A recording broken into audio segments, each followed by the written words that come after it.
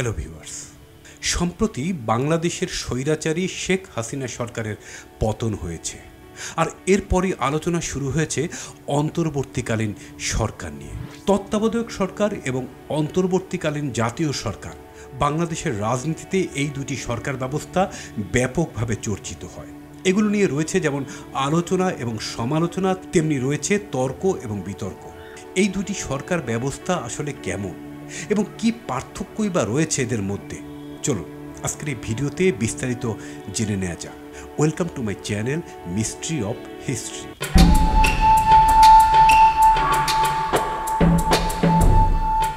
শুরুতেই জেনে নেওয়া যাক তত্ত্বাবধায়ক সরকার ব্যবস্থা কি।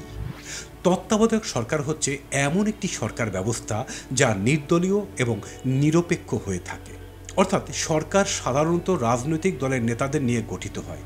সেখানে তত্ত্বাবধায়ক সরকারের সবাই কোনো রাজনৈতিক দলের সঙ্গে যুক্ত থাকেন না। মূলত একটা রাজনৈতিক সরকার তার মেয়াদ শেষ করার পর পরবর্তী 3 মাসের জন্য যে সরকারের কাছে দায়িত্ব হস্তান্তর করে এবং সেই সরকার নির্বাচন আয়োজন করে নির্বাচিত সরকারের কাছে শান্তিপূর্ণভাবে ক্ষমতা হস্তান্তর করে, সেই সরকারই হচ্ছে তত্ত্বাবধায়ক সরকার। বাংলাদেশের প্রধান দুই রাজনৈতিক দল আওয়ামী লীগ এবং বিএনপির মধ্যে চরম অবিশ্বাস, অনাস্থা, একে অপরকে সহ্য করতে না পারাই তত্ত্বাবধায়ক সরকারের উদ্ভব ঘটিয়েছিল। তত্ত্বাবধায়ক সরকারের প্রধানকে বলা হয় প্রধান উপদেষ্টা। মূলত সর্বশেষ অবসরপ্রাপ্ত প্রধান বিচারপতি তত্ত্বাবধায়ক সরকারের প্রধান উপদেষ্টা হতেন, যা প্রধানমন্ত্রীর সমতুল্য। তিনি 10 জন নিরপেক্ষ বিশিষ্ট ব্যক্তিকে উপদেষ্টা নিয়োগ করতেন, যারা ছিলেন মন্ত্রীর সমতুল্য। তারাই 3 মাসের জন্য রাষ্ট্র পরিচালনা করতেন, নির্বাচন আয়োজন করতেন এবং নির্বাচিত রাজনৈতিক দলের কাছে ক্ষমতা হস্তান্তর করতেন। চলুন বাংলাদেশের তত্ত্বাবধায়ক সরকারের ইতিহাস দেখে নেওয়া যাক। বাংলাদেশের প্রথম তত্ত্বাবধায়ক সরকার ছিল এরশাদের পতনের পর 1990-91 সালে, যার প্রধান উপদেষ্টা ছিলেন তৎকালীন প্রধান বিচারপতি শাহাবুদ্দিন আহমেদ। তিনি পুনরায় নিজ দায়িত্বে ফেরত যাওয়ার শর্তে দায়িত্ব গ্রহণ করেছিলেন। সেই সরকারের অধীনে 1991-এর নির্বাচন অনুষ্ঠিত হয় এবং বিএনপি জয়লাভ করে। যদিও এই শাহাবুদ্দিনের তত্ত্বাবধায়ক সরকার সংবিধান সম্মত ছিল না। 1991-96-এর বিএনপির আমলে তৎকালীন প্রধান বিরোধী দল আওয়ামী লীগ প্রথম তত্ত্বাবধায়ক সরকারের দাবি উত্থাপন করে, কিন্তু তৎকালীন প্রধানমন্ত্রী বেগম খালেদা জিয়া এই দাবিকে অবাস্তব ধারণা বলে প্রত্যাখ্যান করেন। সেই সময় আওয়ামী লীগ, জামায়াত ইসলামী সহ বিরোধী দলগুলো তত্ত্বাবধায়ক সরকারের দাবিতে যুগপৎ আন্দোলন করে। 1996-এর 15ই ফেব্রুয়ারি ষষ্ঠ জাতীয় সংসদ নির্বাচন অনুষ্ঠিত হয়। তাতে আওয়ামী লীগ, জামায়াত সহ বিরোধী দলগুলো অংশ নেয়নি, ফলে বিএনপি পুনরায় ক্ষমতায় আসে। কিন্তু বিরোধী দলগুলো ব্যাপক আন্দোলন চালিয়ে যেতে থাকে। শেষমেশ বাধ্য হয়ে বিএনপি সরকার সেই বছরের 30শে মার্চ সংসদের তত্ত্বাবধায়ক সরকার বিল উত্থাপন করে সংবিধানে যুক্ত করেন। খালেদা জিয়া প্রধানমন্ত্রী পদ থেকে পদত্যাগ করেন এবং রাষ্ট্রপতি সংসদ ভেঙে দেন। আর তারপরে বিচারপতি হাবিবুর রহমানকে প্রধান উপদেষ্টা করে তত্ত্বাবধায়ক সরকার দায়িত্ব গ্রহণ করে এবং সে বছরের 12ই জুন সপ্তম জাতীয় সংসদ নির্বাচন অনুষ্ঠিত হয়। সেই নির্বাচনে জয়লাভ করে আওয়ামী লীগ 21 বছর পর রাষ্ট্র ক্ষমতায় আসে। এভাবে 2001 সালে 5 বছরের মেয়াদ পূর্ণ করে আওয়ামী লীগ বিচারপতি লতিফুর রহমানের তত্ত্বাবধায়ক সরকারের কাছে ক্ষমতা হস্তান্তর করে। সেই বছরের 1 অক্টোবর 8ম জাতীয় সংসদ নির্বাচন অনুষ্ঠিত হয় এবং বিএনপি সেই নির্বাচন জিতে ক্ষমতায় আসে। কিন্তু তত্ত্বাবধায়ক সরকার থাকলেই যে সব সমস্যার সমাধান হয়ে যাবে তা কিন্তু না। বিএনপি এবার বিচারকদের অবসরের সময়সীমা বাড়িয়ে 67 বছর করে। অনেকে বলেন তৎকালীন আইনমন্ত্রী ব্যারিস্টার মওদুদ আহমেদ ইচ্ছা করেই এই কাজ করেছিলেন, যাতে করে তত্ত্বাবধায়ক সরকারকে ম্যানিপুলেট করা যায়। আর এর প্রতিফলন দেখা যায় 2006-এর অক্টোবরে। তখন বিএনপির মেয়াদ শেষ প্রায়। তত্ত্বাবধায়ক সরকারের দায়িত্ব নেওয়ার কথা তৎকালীন সর্বশেষ অবসরপ্রাপ্ত প্রধান বিচারপতি KM হাসানের, কিন্তু তাতে আপত্তি জানায় সেই সময়ের বিরোধী দল আওয়ামী লীগ। তাদের দাবি KM হাসান বিএনপিপন্থী এবং তিনি এই কারণে তত্ত্বাবধায়ক সরকারের প্রধান উপদেষ্টা হতে পারেন না।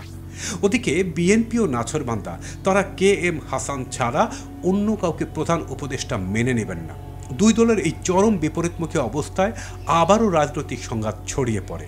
এতে করে KM হাসান দায়িত্ব গ্রহণে অস্বীকৃতি জানান। ফলে তৎকালীন রাষ্ট্রপতি ইয়াজউদ্দিন আহমেদ নিজ দায়িত্বের পাশাপাশি প্রধান উপদেষ্টার দায়িত্ব নিয়ে তত্ত্বাবধায়ক সরকার গঠন করেন। কিন্তু এতেও বরফ গলে না।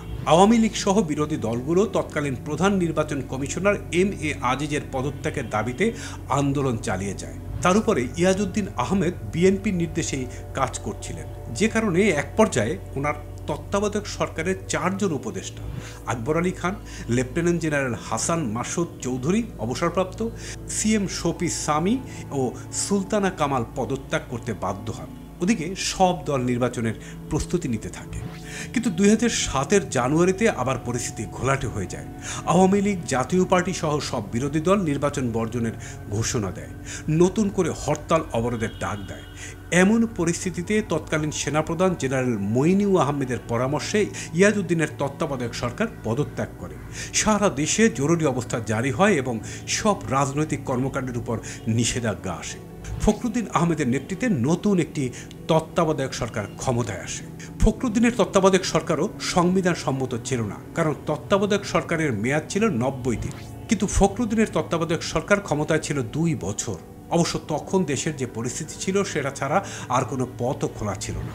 ফখরুদ্দিনের তত্ত্বাবধায়ক সরকার ক্ষমতায় এসে দুর্নীতির অভিযোগে আওয়ামী লীগ, বিএনপির হেভিওয়েট নেতাদের গ্রেপ্তার করে। শেখ হাসিনা ও খালেদা জিয়াও গ্রেপ্তার হন, কিন্তু 1 বছরের মাথায় তারা ছাড়া পান।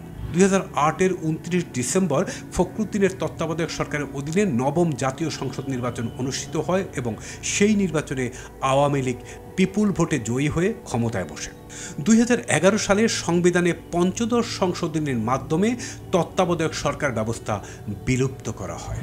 ঠিক কী কারণে তত্ত্বাবধায়ক সরকার ব্যবস্থা বাতিল করা হয় তা পরিষ্কার না হলেও অনেকেই ভাবেন যে তত্ত্বাবধায়ক সরকারের অধীনে নির্বাচন হলে ক্ষমতাসীন আওয়ামী লীগ আর জিততে পারবে না দেখেই এই ব্যবস্থা বাতিল করেন তারা। চলুন এবার দেখে নেওয়া যাক অন্তর্বর্তীকালীন জাতীয় সরকার ব্যবস্থা কী। 2008 সালের 29 ডিসেম্বর নির্দলীয় তত্ত্বাবধায়ক সরকারের অধীনে 9ম জাতীয় সংসদ নির্বাচন হলেও 2011 সালে সংবিধানের 5ম সংশোধনীর মাধ্যমে তত্ত্বাবধায়ক সরকার ব্যবস্থা বাতিল করে দেওয়া হয়। ফলে দলীয় সরকারের অধীনে নির্বাচন করা ছাড়া আর কোনো উপায় থাকে না, যে কারণে সামনে আসে নির্বাচনকালীন অন্তর্বর্তী সরকারের ধারণা। সংবিধানে অন্তর্বর্তী বা নির্বাচনকালীন সরকারের সুস্পষ্ট রূপরেখা না থাকলেও এই বিষয়ে কিছু ইঙ্গিত রয়েছে। সংবিধানের 56(4) অনুচ্ছেদে বলা রয়েছে, সংসদ ভেঙে যাওয়া এবং সংসদ সদস্যদের অব্যবহিত পরবর্তী সাধারণ নির্বাচন অনুষ্ঠানের মধ্যবর্তীকালে কাউকে মন্ত্রী নিয়োগ করার প্রয়োজন দেখা দিলে সংসদ ভেঙে যাওয়ার অব্যবহিত আগে যারা সংসদ সদস্য ছিলেন তারা বহাল থাকবেন। তার মানে নির্বাচন সামনে রেখে যদি সংসদ ভেঙে দেওয়া হয় অথবা সংসদ বহাল রেখেই একটি নির্বাচনকালীন সরকার গঠন করা হয়, তারপরও সংসদ সদস্যরা তাদের পদে বহাল থাকবেন। আর এই অন্তর্বর্তী মন্ত্রিসভার সদস্য নিতে হবে সংসদ সদস্যদের মধ্য থেকেই। 2014 সালের 5 জানুয়ারি নির্বাচনের আগে এরকম একটি নির্বাচনকালীন মন্ত্রিসভা গঠিত হয়েছিল। তখন বিএনপি সংসদে থাকলেও তারা এই সরকারের তাদের কোনো প্রতিনিধি দেয়নি, এমনকি তারা ওই নির্বাচন বয়কট করে। সংবিধানে সরাসরি নির্বাচনকালীন সরকারের কথা বলা না থাকলেও রাষ্ট্রপতি চাইলে একটি ছোট্ট মন্ত্রিসভা গঠন করতে পারেন। আবার সংসদ বহাল থাকা অবস্থায় নির্বাচন নিয়ে যাতে জটিলতার সৃষ্টি না হয় সে বিধানও রয়েছে 72 অনুচ্ছেদে। অর্থাৎ একটি অধিবেশন শেষ হওয়ার 60 দিনের মধ্যে পরবর্তী অধিবেশন শুরুর বাধ্যবাধকতা থাকলেও 72 অনুচ্ছেদ অনুযায়ী নির্বাচনকালীন বা অন্তর্বর্তী সরকারের ওই 90 দিনের মধ্যে সংসদের অধিবেশন বসবে না। কিন্তু মূল প্রশ্ন হলো, নির্বাচনের আগে সংসদ ভেঙে দিয়ে যদি ছোট আকারে নতুন মন্ত্রিসভা গঠন করা হয়, যেটির নাম অন্তর্বর্তী কিংবা জাতীয় সরকার যাই হোক না কেন, তার প্রধান হিসাবে বর্তমান প্রধানমন্ত্রীর বাইরে অন্য কাউকে নিয়োগ দেওয়ার সুযোগ নেই। যদি করতে হয় তাহলে সংবিধান সংশোধন করতে হবে। বাংলাদেশে বর্তমানে শেখ হাসিনা সরকারের পতনের পর জাতীয় সরকারের সুনির্দিষ্ট সংজ্ঞা ও রূপরেখা না থাকলেও বৃহত্তর রাজনৈতিক আন্দোলন ও জনদাবির মুখে দেশে শান্তি ও স্থিতিশীলতা বহাল রাখার স্বার্থে এরকম একটি সরকার গঠন করা যেতে পারে। অনেক সময় মহামান্য রাষ্ট্রপতি জরুরি অবস্থা জারির মধ্য দিয়ে অন্তর্বর্তীকালীন সরকার গঠন করতে পারেন যদি দেশ কোনো ক্রান্তিকাল বা সংকটময় মুহূর্ত অতিবাহিত করে।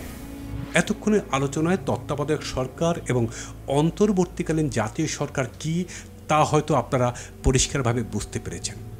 ভিউয়ার্স, এই ভিডিও সম্পর্কে আপনার মতামত কমেন্টস করে জানিয়ে দেবেন, আর ভিডিওটি ভালো লাগলে শেয়ার করে দেবেন। ধন্যবাদ।